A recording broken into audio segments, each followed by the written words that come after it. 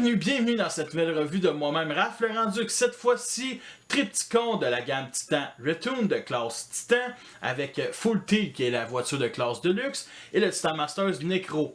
À la gauche, je montre les trois modes et on a un magnifique artwork ici qui montre Triptychon qui est en train de dévaster une ville cybertronienne accompagné de ses deux petits-fils, Sky Shadow et de Six Shot ici à la droite avec plein d'explosions. C'est digne d'un film de Michael Bay. Sur le côté gauche, le nom de la gamme Titan Return est bien entendu ici un symbole de Decepticon divisé en deux. L'autre moitié est à l'avant. Et on a ici la partie centrale du artwork. Et sur le côté droit, on a une petite bio. Certains robots croient que les maîtres titans ont le pouvoir de contrôler l'univers. Triptychon, lui, a le pouvoir d'y mettre fin. Cet immense titan Decepticon est fait pour la conquête. Son mode vaisseau spatial lui permet de voyager d'une planète à l'autre. Et son mode cité lui permet d'établir une forteresse aussitôt arrivé. Il peut anéantir à lui seul n'importe quelle cible, peu importe où elle se trouve dans la galaxie. Sa soif de destruction n'a d'égal que son appétit pour les maîtres titans, qu'il consomme comme d'autres robots dévorent les cubes d'énergon raffinés. Son propre serviteur maître titan, Necro, possède un appétit encore plus sinistre. Il collecte les étincelles d'autres robots, se nourrissant de ce qui leur donne vie. Partout où ils vont, ces Decepticons sèment le malheur et la destruction. Bon, la moitié de la bio, on pourrait quasiment la mettre pour Unicron. Sinon, ils n'ont pas parlé de Full Tilt. C'est un petit peu dommage, mais bon, c'est la bio la plus complète qu'on a eue depuis des années. Au-dessus de la boîte, il montre les trois modes, ainsi que Full Tilt en mode robot, Necro qui forme la tête de Full Tilt, et justement dans G1, c'était pas un Masters ou un Titan Masters. À l'endroit, il nous indique le nombre d'étapes pour les trois modes, 15, 12 pour Full Tilt et 1 pour Necro, et tous ceux qui sont entourés de jaune ne sont pas inclus dans le set. Et à la droite, il nous indique que c'est compatible avec les Deluxe, les Voyageurs et les Leaders, et voici d'autres de la même gamme qui sont sortis. En bas à droite, il nous indique une des gimmicks qui peut avaler des Titan Masters et les recracher par le ventre. Et ils nous fournissent bien entendu la notice qui est vraiment inutile. L'autre bord, il montre l'instruction de Full Tilt, des autres options qu'on peut faire avec la voiture.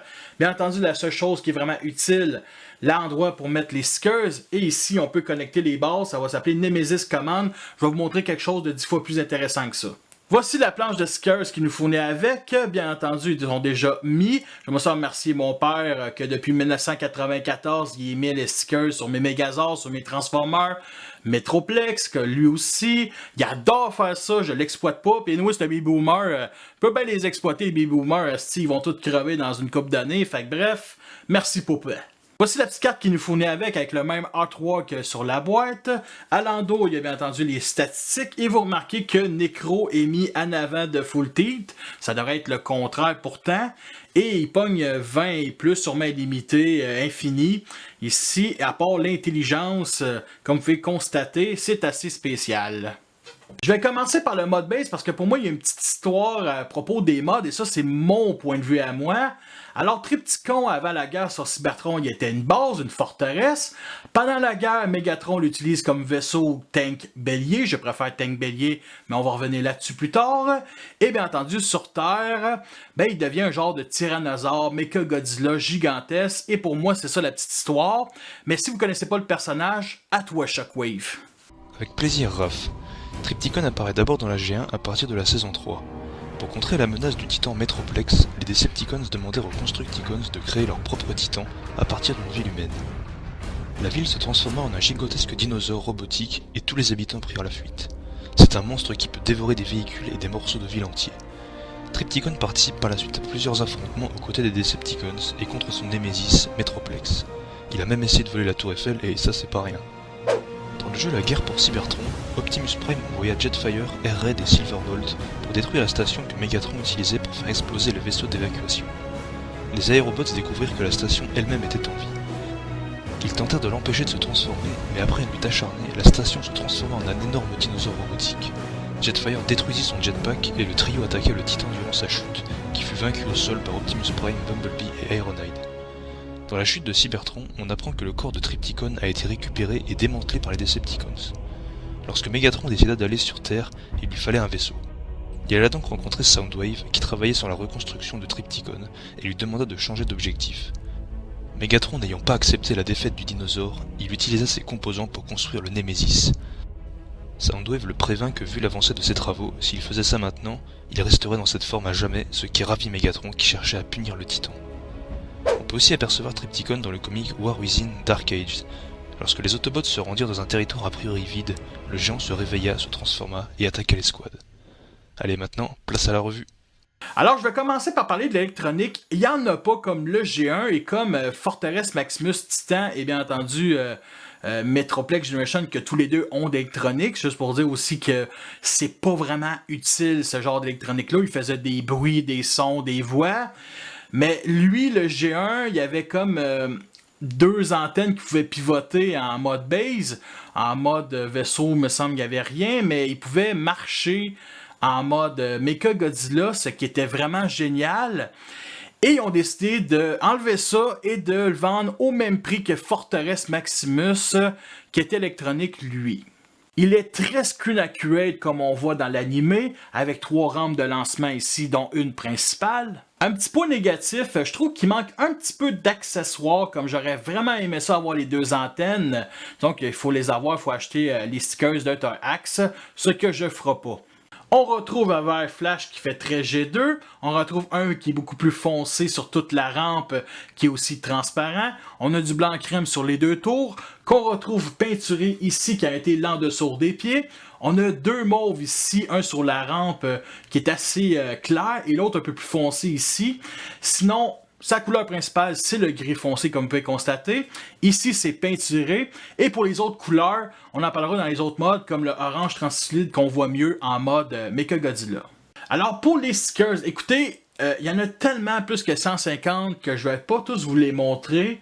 Mais c'est juste pour dire que des stickers qui réfléchissent, c'est magnifique. Quand je dis qu'ils réfléchissent, c'est qu'on voit qu'ils sont tous brillants. Comparé à, mettons, Metroplex Generation qui est sorti il y a quelques années, je trouve que c'est une certaine évolution puis ça rend le jouet encore beaucoup plus beau tant qu'à moi. J'ai pris l'initiative de rajouter un symbole Decepticon ici sur la tour principale parce que je trouvais vraiment qu'il manquait un symbole Decepticon dans ce mode-là comparé aux 2 autres modes. Une chose que j'aime beaucoup, c'est qu'on peut faire une genre de passerelle avec les 2 tours ici puis l'aile du vaisseau. Et on peut justement aussi les rétracter pour fermer la forteresse, admettons. On peut aussi avoir l'option de monter ce panneau-là ici. Et bien entendu, ici, il y a une petite cachette pour mettre des Titan Masters. Si vous n'aimez pas le look des fameux bras ici sur le côté, on peut venir justement pivoter le bout ici vers l'arrière. La partie centrale aussi vers l'arrière, comme ça. Sinon, vers l'avant, ici de même. Et une 3e articulation ici. Donc, on peut le mettre droit et mettre un peu plus vers l'avant. Mais je pense que vous allez être d'accord avec moi, je préfère le look officiel, tout simplement. Alors la principale gimmick du mode base, c'est tout simplement déployer full tilt. Alors ouais, ça marche pas. Fait que on vient lever ici la tour et là, tabarnak.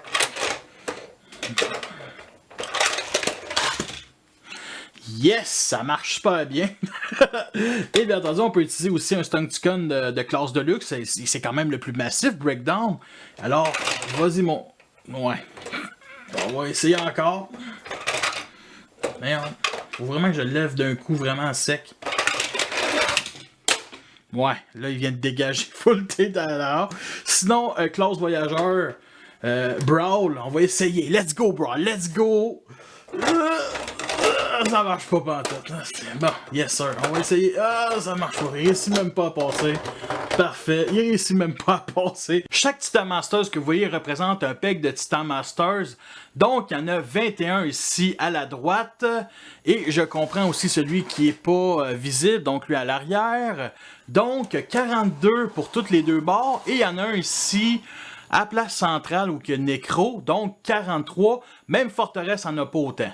J'ai un petit souci avec des imitations de pegs de Titan Masters comme ici, là, là et là, qui auraient été 1/2 mm ou 1 mm de plus que les pegs normales. Fait que quand on essaie d'installer un Titan Masters, ça vient élargir le trou en dessous des pieds et ça c'est vraiment dommage. Fait que si vous le procurez, faites attention. Alors, on peut transformer le mode cité tout simplement en forteresse de guerre avec toutes les tourelles de toutes les figurines Decepticons que j'ai de toute la gamme.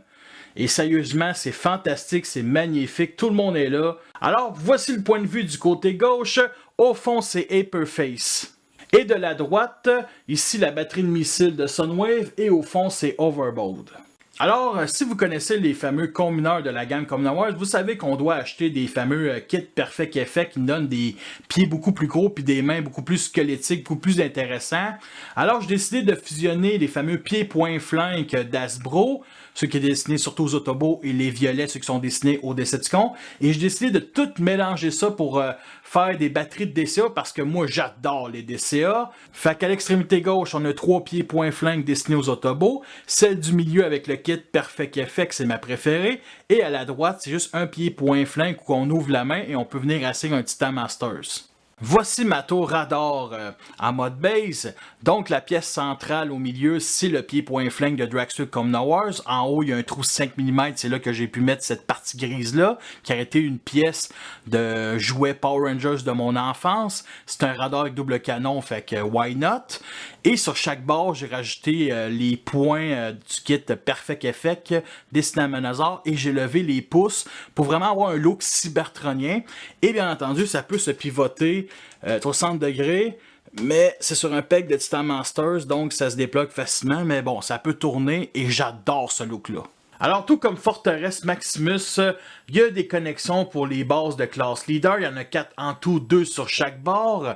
Le premier, c'est celui-là ici où que Sunwave est connecté par l'arrière. Et les deux autres sont sur chaque extrémité. Comme vous pouvez constater, je l'ai accroché après Overload, que lui j'ai accroché Six Shot. Puis ça peut venir, mettons, fermer la forteresse, ce que j'adore. Alors le voici en comparaison avec Metroplex Generation en mode cité lui aussi. Sérieusement, ces deux-là côte à côte, c'est quelque chose. Et Triptychon, vous remarquez qu'il est fait en longueur et en largeur, comparé à Metroplex qui est beaucoup plus fait en longueur et moins en largeur. Et vous avez remarqué que je les ai mis sur mon lit. Oui, l'endroit où que je fourre des plots et vos mères.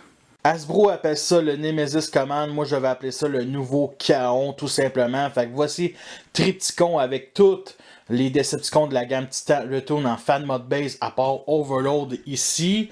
Et je décide de faire encore plus G1, de rajouter Motomasters en rampe de lancement qui est aussi un fan mode base avec Deden. Et à la gauche, Onslaught qui déploie Brawl sur le champ de bataille. Alors, sérieusement, là, je suis extrêmement fier de mon nouveau Chaos. Bien entendu, vous remarquez que j'ai rajouté aussi les autres Stumpticons et les autres Combacticons, ainsi que les habitants de la ville, les Titan Masters.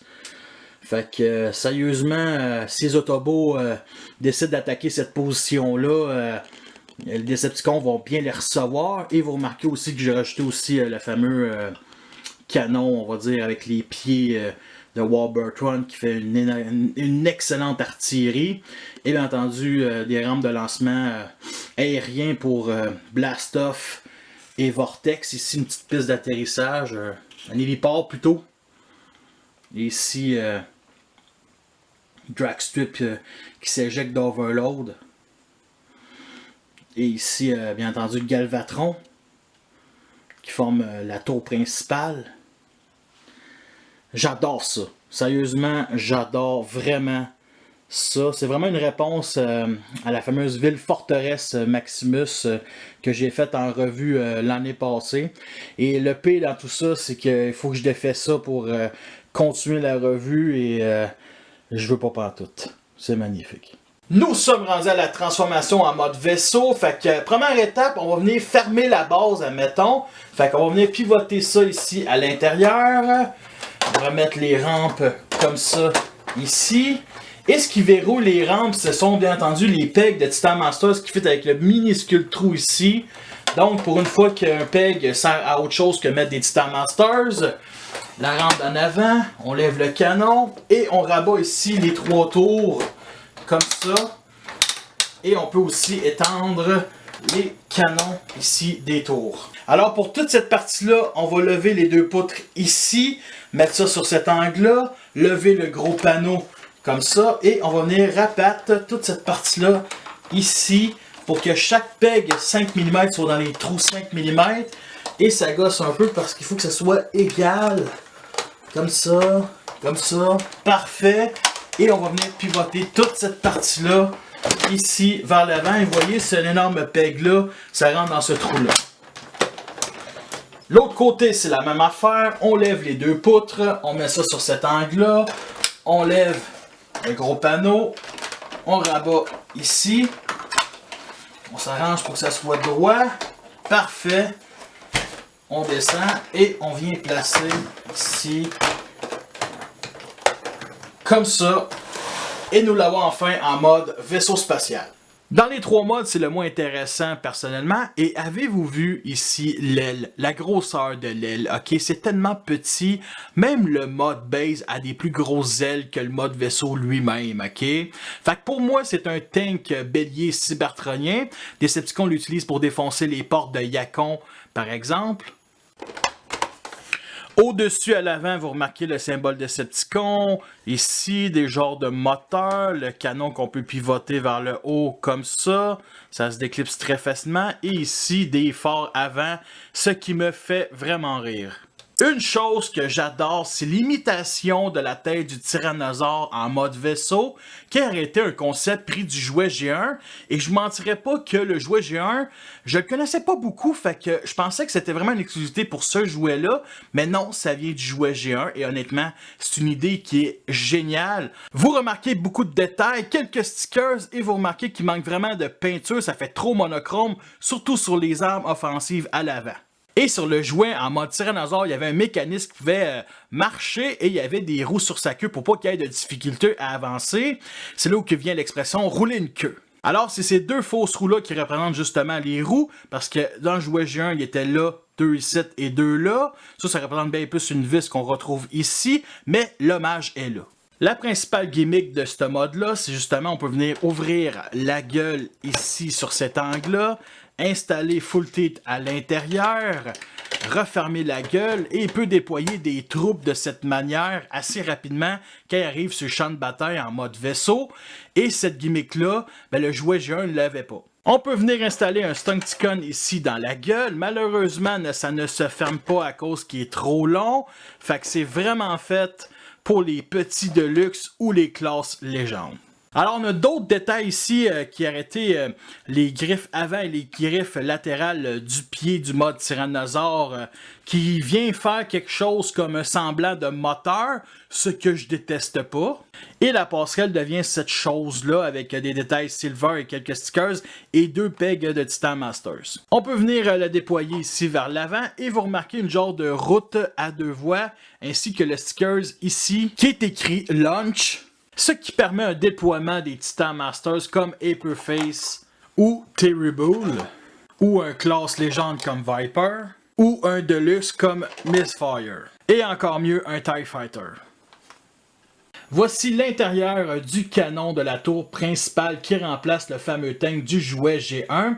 Et oui, vous avez remarqué un petit sticker, en gros il vient de la deuxième planche de la compagnie Torax pour Hot Rod de la même gamme.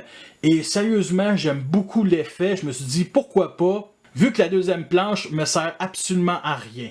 Alors voici l'arrière du vaisseau qui aurait été la tête du tyrannosaure et bien entendu les 2 pattes avant. Ça aurait été vraiment plaisant que cette partie-là se replie si parlant en dessous pour qu'il puisse se mettre à l'intérieur de celle-là. Malheureusement, ça a été bâclé.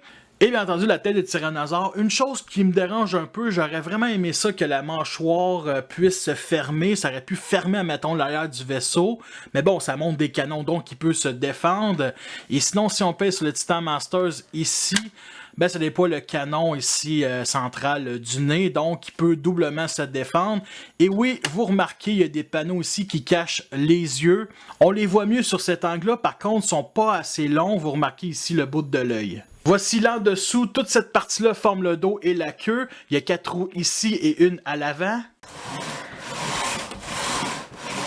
Aucun souci de roulement. Alors le voici garni le plein de tourelles, les mêmes que je vous ai montré en mode base. Fait que ici, là, les fameux pieds Perfect Effects sont 10 en 2. L'autre moitié est ici à l'arrière. Des canons ici. Ces deux-là sont accrochés par des pegs de Titan Masters. deux ici. Alors le voici en comparaison avec tous les Decepticons que je vous ai déjà montré en mode base, cette fois-ci en mode alternatif. Fait qu'on a des chasseurs qui peuvent être déployés, des tanks, ici des triple changers, des animaux et bien entendu Sunwave et ses minions. Alors Galvatron décide de partir en croisade avec ses troupes aériennes. Est-ce qu'ils vont réussir? La réponse la semaine prochaine. Et avec Metroplex dans sa forme de station de bataille roulante. Vous imaginez l'impact si ces deux-là se rentrent dedans? Nous sommes rendus à la transformation du mode Tyrannosaure. Elle est beaucoup plus le fun, bien plus intéressante que la transformation du mode base au mode vaisseau. Alors, on pivote ici l'aile à l'intérieur. On déclipse ici le pied à l'avant. On vient clipser le panneau ici, comme ça. Ça va se clipser à deux endroits, un ici et un là. On vient déclipser ici toute la partie de la jambe et on vient la transférer vers l'avant comme ça. On la met droit et on fait lever le pied tout simplement. Alors l'autre bord, c'est la même affaire. On pivote l'aile à l'intérieur. On déclipse ici le pied. On vient rabattre tout ce panneau-là ici comme ça. On déclipse toute la partie de la jambe. Et on vient l'installer ici à l'avant. On place vraiment la jambe sur cet angle-là et on lève le pied. Alors, on va le mettre verticalement, comme ça. On pivote vers l'arrière sa queue, comme vous pouvez constater. On place droit ces fameuses griffes latérales et on vient le mettre debout. Et vous avez remarqué la partie ici centrale du ventre qui tombe. C'est un énorme point négatif. Ça se clipse extrêmement mal. Mode vaisseau puis le mode beige, j'en ai pas parlé vu que c'est horizontal, toute la plaquette là, mais ici en mode dino, tu le manipules puis ça n'arrête pas de tomber malheureusement. Alors pour le reste de la transformation, je vais le laisser de même. Fait qu'on rabat ici les parties des griffes avant, on les déploie tout simplement. On pivote 180 degrés les deux canons. Comme ça. On pivote vers l'arrière la tête et on pivote toute cette partie-là 180 degrés.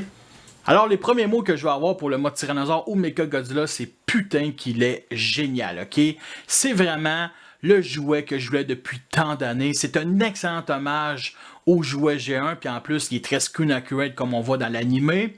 Justement, je te fais une petite pause pour Trypticon et je vais vous parler de Full Tilt, la voiture au centre de son torse. Alors, pour venir la détacher, justement, on pivote la mitraillette, on baisse ici cette partie-là, ici au bas, comme ça, c'est sur un cran, et on vient le détacher comme ça.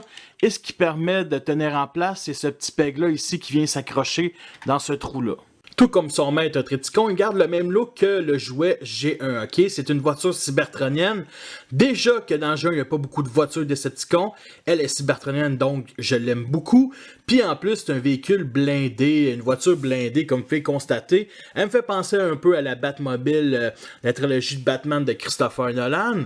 Honnêtement, elle a quand même un look assez futuriste, cybertronien plutôt. Et il y a quand même beaucoup de détails, comme vous pouvez constater. Sa couleur principale, c'est le mauve et le noir, ok? Et le mauve fait très monochrome, ok? Sa couleur secondaire, bien entendu, en mode alternatif, il y a deux petits triangles ici de couleur grise qui sont peinturés. C'est apprécié, mais c'est à l'arrière du cockpit, donc on voit pas vraiment ces détails-là. Sur les 150 stickers, il y en a deux qui sont destinés à Full Tilt, il y en a d'en avoir un peu plus. Mais bon, j'ai décidé de rajouter de mon propre chef, comme les deux symboles Decepticon qui viennent de la planche secondaire de Kickback Titan Return de la compagnie Torax. Et justement, à l'arrière, aussi qui vient d'une planche secondaire, celle-là de Hotra de Titan Return de Torax. Je trouvais que ça lui va extrêmement bien, puis ça fait des phares un peu rétro des années 80. J'en ai rajouté 3 autres en mode alternatif dans le cockpit, fait que ici, on ouvre l'écoutier, on enlève le Titan Masters, on le met de côté. Vous remarquez quand même qu'il y a beaucoup de détails. Par contre, ça manque de peinture. Un petit peu dommage. Justement, mes 3 autres stickers sont ici.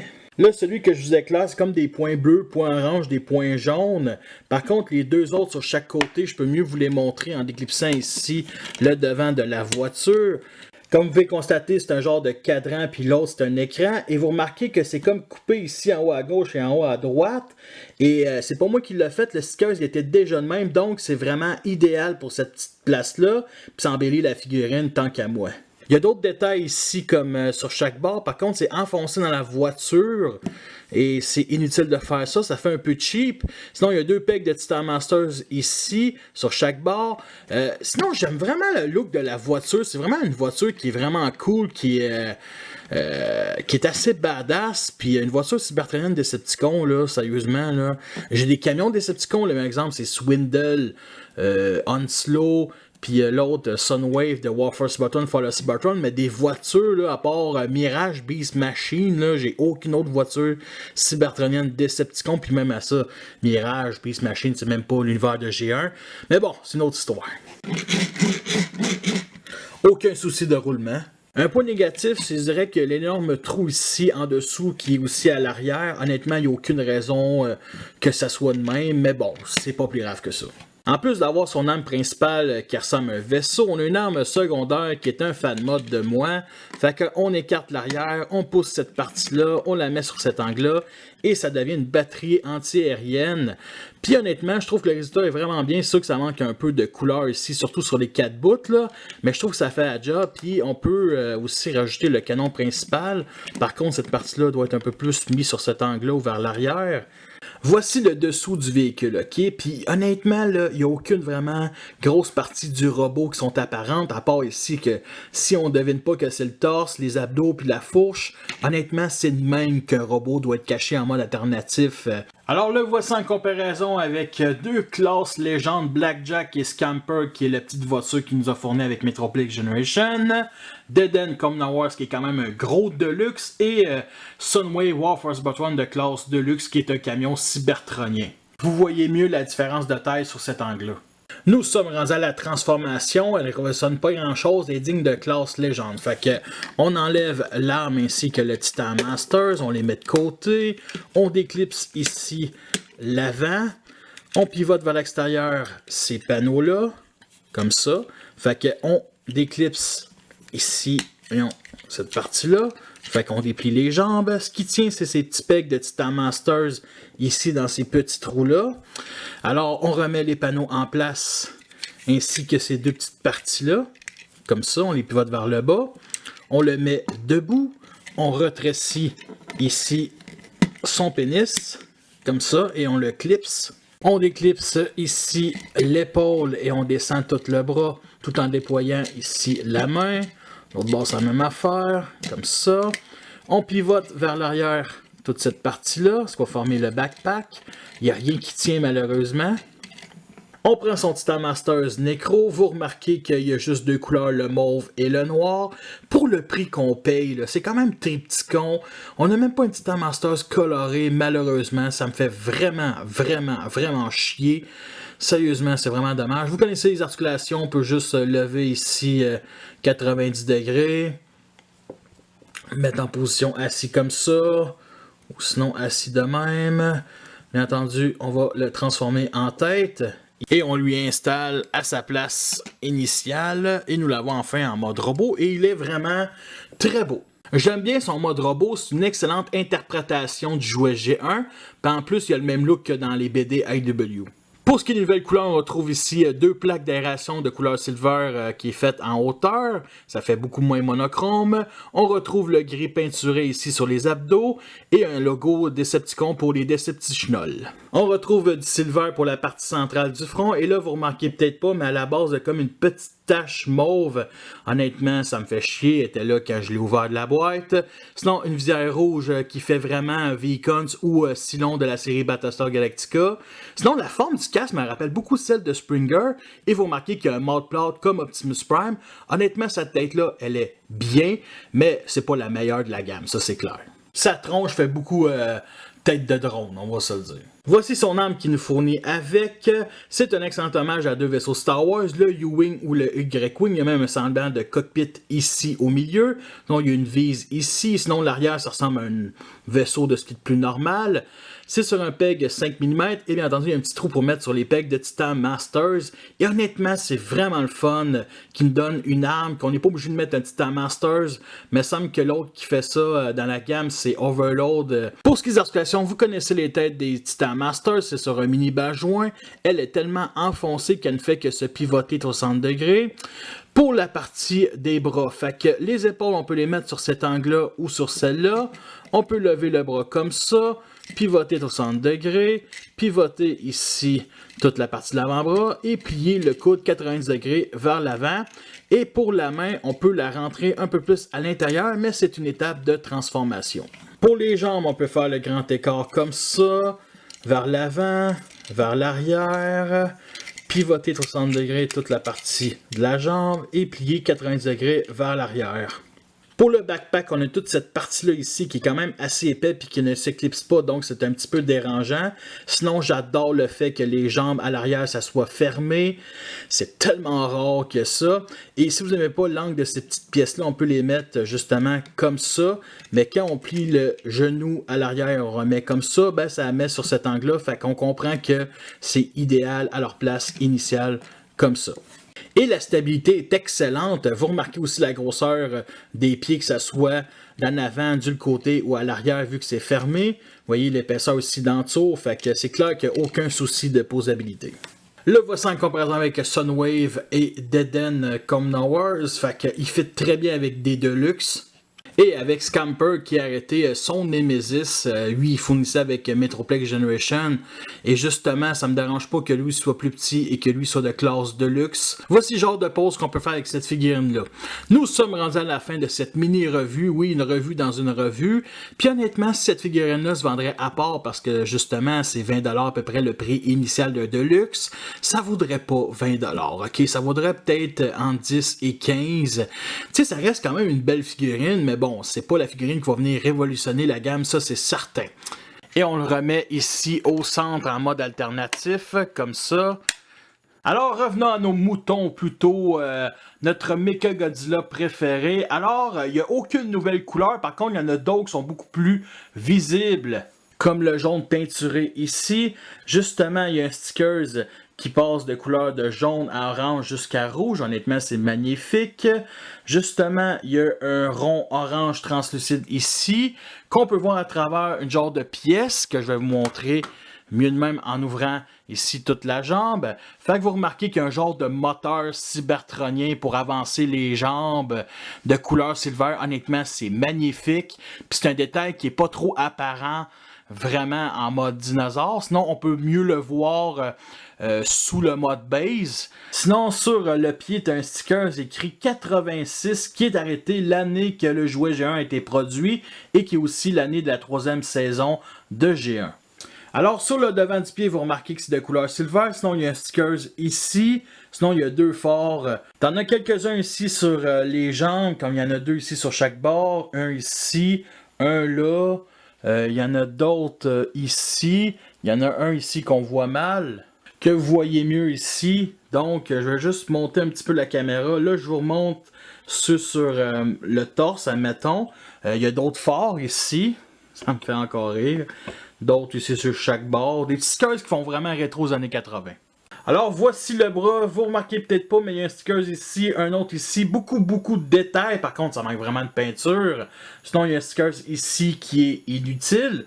D'autres détails ici, juste à l'arrière du bras. Alors, pour l'arrière, on a ici les fameuses crêtes à la Godzilla. Où est-ce qu'il y a les roues? Honnêtement, c'est une bonne idée. Ça vient cacher un peu les roues du point de vue de l'intérieur. Sinon, il y a des phares arrière ici. Ça me fait rire encore. Désolé, mais moi ça me fait rire. C'est un tyrannosaure, calé, c'est pas une voiture. En tout cas. Bref, il y en a d'autres ici, comme vous pouvez constater.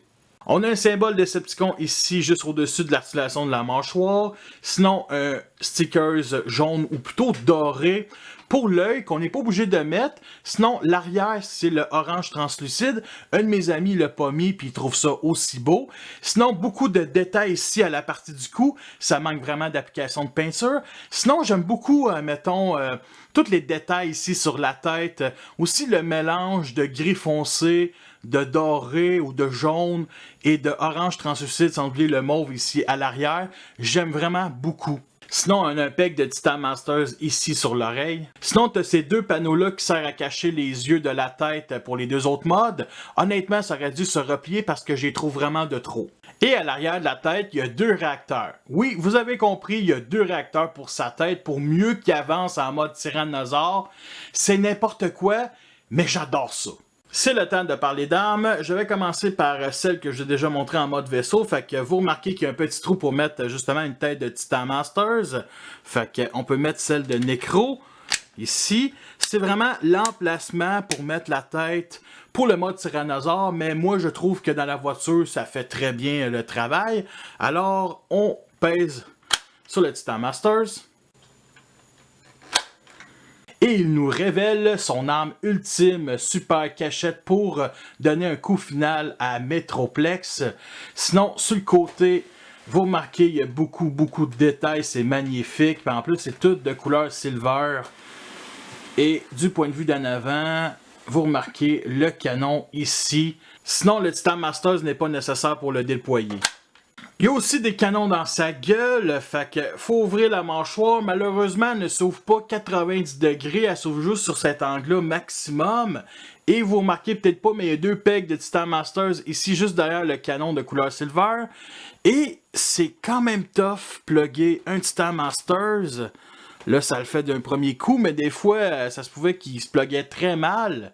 Moi, un gros dinosaure où sa langue, c'est double canon, ça vient me chercher, ok? Ils sont vraiment magnifiques ici, les détails. Ils sont fixes, les canons, on peut pas le lever et rabaisser dans la gueule. Sinon, mettre deux pegs de Titan Master, c'est une bonne idée, malgré que l'idée est un peu farfelue, on va se dire.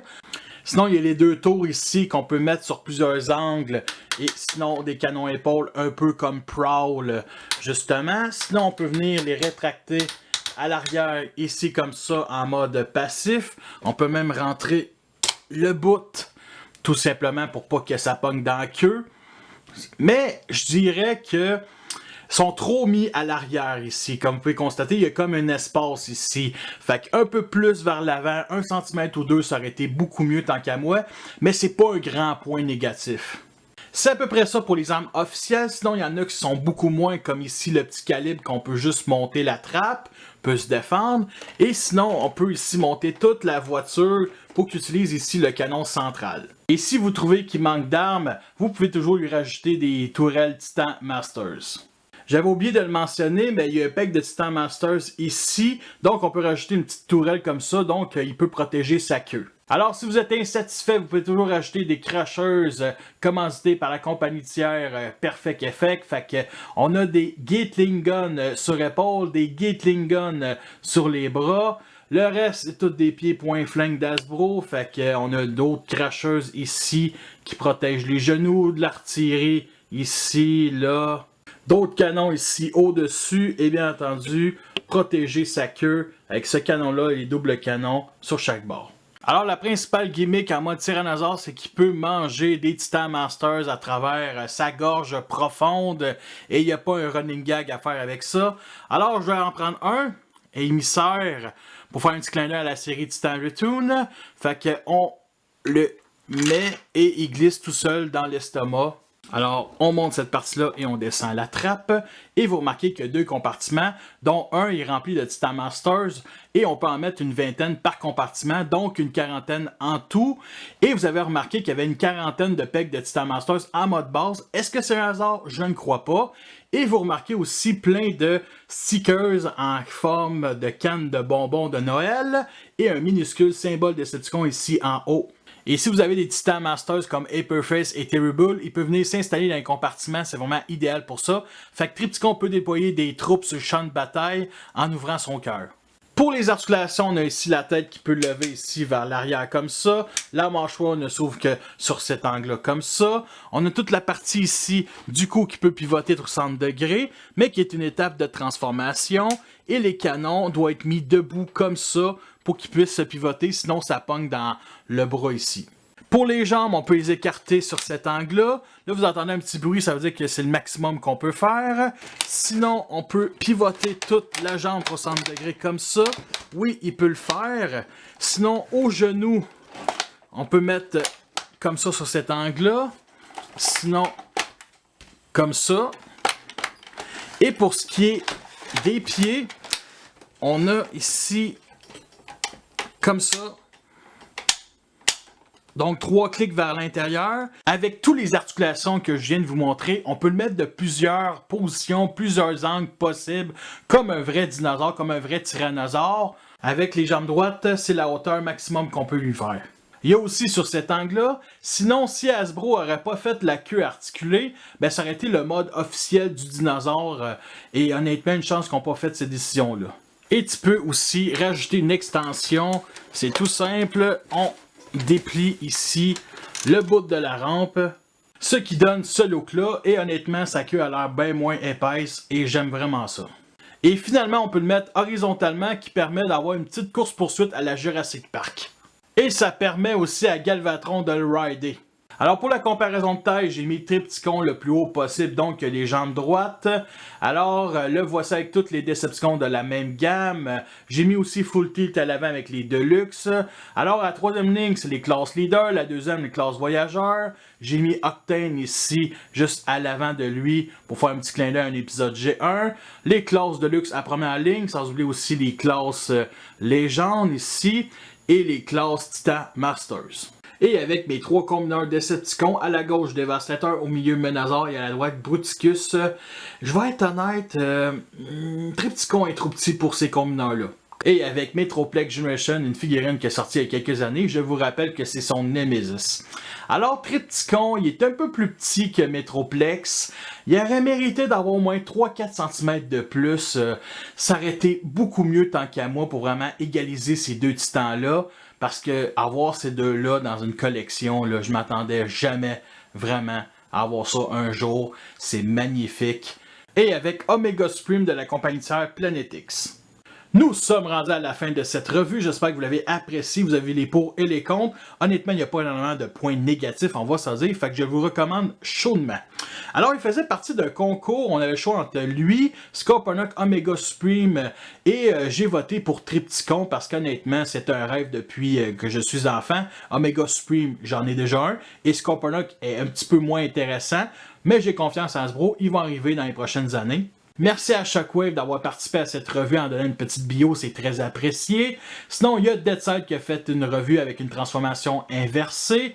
Donc, sa chaîne est plutôt dédiée au stop motion en ce moment. Il fait une revue par année, puis c'est de classe Titan. Il y a aussi Leader Optimus qui l'a fait en Lego avec un mécanisme qui peut marcher. Quand c'est rendu que des fans peuvent le faire, mais que des ingénieurs surpayés Hasbro peuvent pas le faire, il y a un petit problème, fait que le lien de leur chaîne va être en dessous dans la description. Vous pouvez toujours voir ma galerie photo sur Facebook avec quelques famas, dont un qui est inspiré de la station spatiale au début de War for Cybertron. Alors le lien va être en dessous dans la description. Alors pour ce qui est de son prix initial, c'est 230 $. Moi je l'ai pogné en spécial 180 au lendemain de Noël, donc au Boxing Day. Mes parents m'ont donné une carte cadeau de 50 $ et j'avais un 10 pièces de rabais qui vient des boîtes Kellogg. Donc j'ai payé à peu près 145 $ avec les taxes, ce qui est quand même un bon prix. La qualité de plastique reste aussi égale qu'à peu près Metroplex et Forteresse Maximus. Fait que merci à tous d'avoir écouté cette revue-là. Fait que sur ça, je vous laisse et à la prochaine.